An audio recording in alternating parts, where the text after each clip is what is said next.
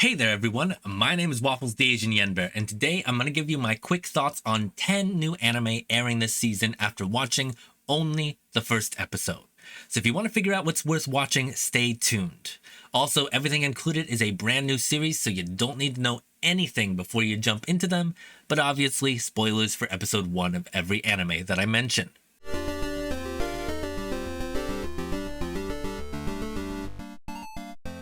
Holy fuck, I have not seen an anime this good in a long time. I cried for 7 minutes straight. The basic premise is that we join a party of adventurers as they return home from a 10-year journey to defeat the Demon King.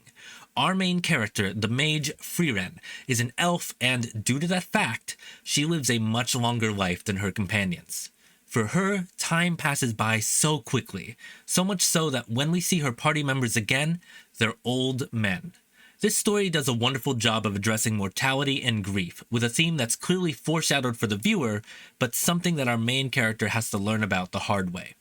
Outside of the dwarf character, I feel that much of the conversation does a good job of showing who these characters are and how each one of them views their friendship with each other.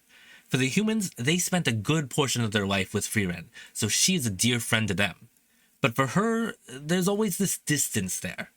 The direction is wonderful, even down to the small choices like leaving out any background music for certain conversations, and that just lets the words really hit the viewer. And of course, the OP fucking slaps. It is so good, oh my god.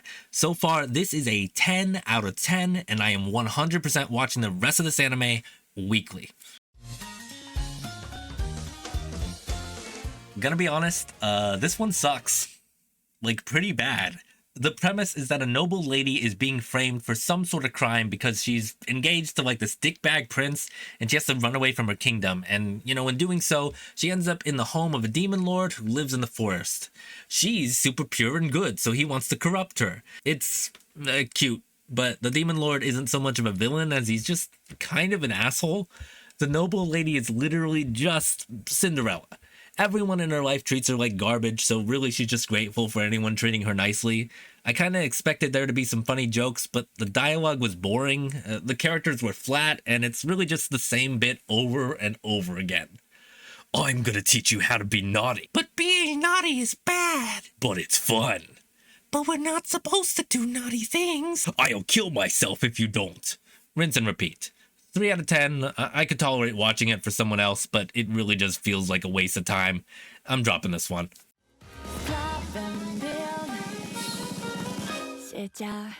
Oh my god, it gets so much worse. Oh god, okay, I'm gonna give you the synopsis first because this one sounds cool in concept, but oh my god, it is so bad. Okay, so this fucking guy is just a loser. He's got nothing to live for, and he's really into this idol, like one specific idol. And one day he gets sent a notification on his smartphone that lets him make a wish. He wastes it. I think he just tried to get busy with the idol. It's weird, but he thinks it's spam, so he's just wasting the wish. And then he's forced to play a game where people kill each other to become God. So, you know, it's basically Mirai Nikki if the protagonist was even worse, and the animation was done by an AI. Like, fucking look at this shit. It's terrible. They show a cat being run over within the first 4 minutes, and, you know, that was just when I knew it. I was out. 0 out of 10. Please erase this one from my mind. It is so bad. Finally, some good fucking comedy. Yes, this show is great. Essentially, the 200-year-old lolly witch finds a human baby in the forest, decides to raise it, and now the baby is a 16-year-old teenager, and the 200-year-old lolly still looks like a child. People think the daughter is the mother, and vice versa. It's a slice-of-life show that focuses on the bond between these two, and the witches struggle to parent effectively, because being a parent is pretty hard. What I really enjoyed about this was you can really tell there's a lot of heart that went into it. You know, there's a lot of pretty good jokes, but there's still this, like, underlying layer of sincerity. These two and pretty much all the other supporting characters have pretty clearly defined personalities, and they bounce off each other really well. And it's also really just obvious that everyone cares about each other. You know, it's not a masterpiece, but it's pretty darn good. I'd recommend this to anyone who just wants a fun, low-stakes anime. I'm going to be watching the rest of this, but not really rushing to watch every episode, you know, as soon as they drop, but I will probably watch the full season. 7 out of 10.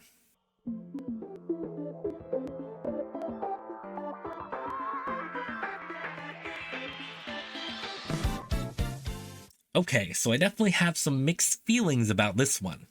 So, this guy has been continually rejected by women he wanted to go out with since fucking infancy, and he's about to enter high school and he prays to this shrine, and that's when the god of love comes out, who's really just some random old man, and he's like, hey, you're gonna meet 100 soulmates. And the next day he meets two girls and they both instantly love him, and then harem comedy.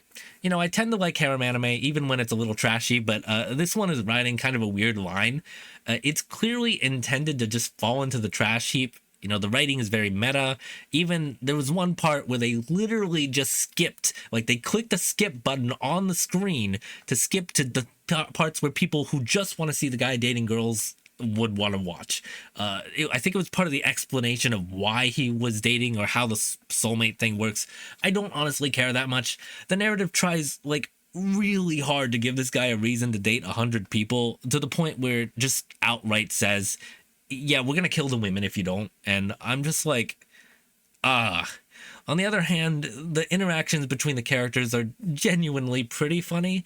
You know, I wasn't laughing as much as I was with the witch show, but I did actually enjoy a lot of that. The two girls in episode 1 have a rivalry that works pretty well. The show is trying to be both trashy and sweet, but by doing so, I think it has a hard time being either one. I think that's most exemplified in the main character, who comes off as a fucking psychopath in the beginning and then just is like a lovable idiot once the girls show up.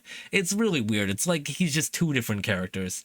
And you know, I think I'd like this more if they stuck with him being like this honest to a fault main character that they want to do later, and kind of made it so he like just doesn't want to hurt the girls, instead of like literally being guilted into dating them all. And then we could have just focused on how he struggles to balance enough time for them, because even in this episode you see like some semblance of he's trying to do his best to make sure both of them feel prioritized. And as a poly person, yeah, that's fucking hard. So you know, it's a good plot there, but they fucking ruin it. And I'm just like, I'm giving this a 4 out of 10. And, you know, I might continue watching it just to see where they take it, but I can't say I liked it. It's kind of more just morbid curiosity at this point. Seiken Gakuin no Makentsukai. Hello, CG skeletons. The plot for this one is weird, but it's actually pretty good, I promise. The forces of evil have been losing a war against humanity.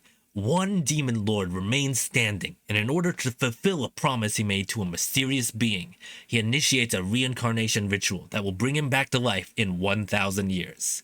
Now it's 1,000 years later, and humanity is vastly different from what he expected. Everything he once knew has changed, even down to the calendar.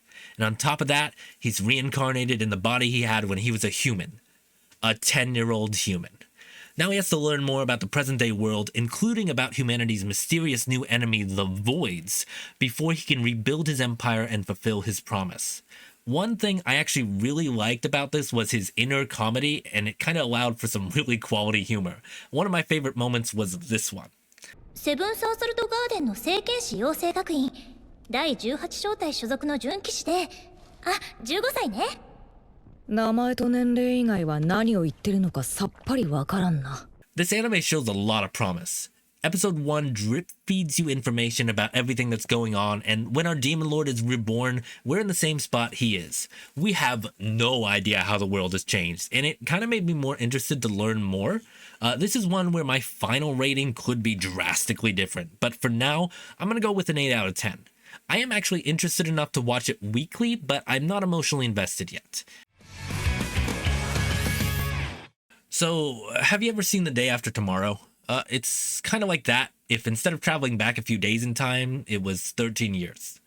Basically, we jump right into the end of a 10-year war in another dimension. This group of like 6 people kill the final boss. I don't actually remember if it was 6. It felt like 6.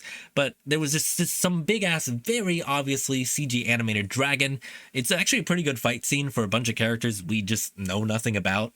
And after the battle, they're kind of just talking about what they're going to do next. We find out a little bit about their backstory, and that 1.5 million people joined the campaign and died. And so that was a lot. And then the dragon's body explodes and kills all of them. And our main character is one of the mages that was in that party, and his soul gets sent back into his body that he had 13 years ago. So he goes back in time. It's right when he's about to enter the magic school where the students eventually, I think, graduate and then go fight off these monsters in the other dimension.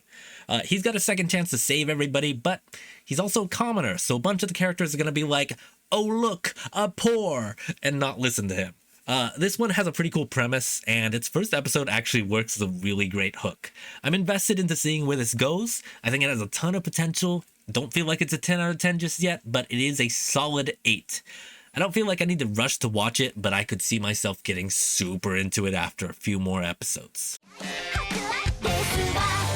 Our main character is a bratty and spoiled princess, unaware of the factors that affect her country. The people revolt, imprison her for 3 years, and then finally behead her. She kept a diary this entire time, and as the guillotine falls, she's transported back into the body of her 12-year-old self. Wait, didn't we just do this? Now she has 8 years to be a better person, solve the upcoming crises, and not get executed. It's fine. This kind of thing feels like it's been done before, and not just because I watched another anime about traveling back into your earlier body. It feels like this is not a new concept, which, in anime there's not that many of those, but there's just not really anything that feels special. It's not bad. It's a little cute. I'm just not sure how much substance this thing is going to have. I think I'd give it a 6 out of 10. I'd watch more if, I finished the other anime, I had some extra time, and there was just nothing else I wanted to watch. But if I'm being realistic, I'm probably just going to forget about this in a few days.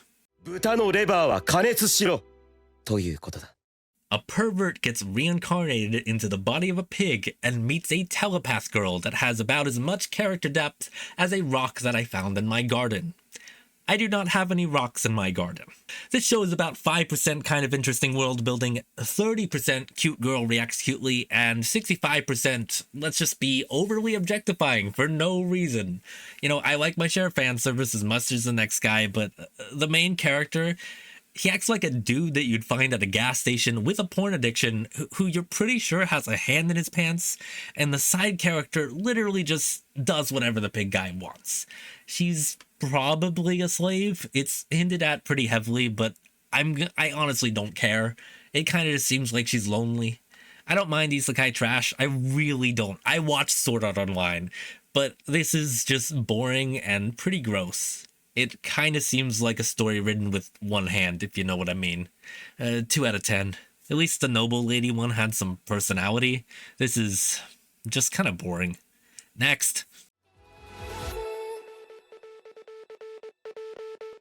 She's a super shy and nervous girl who can't connect with anyone, so she desperately wishes to meet an alien who can understand her.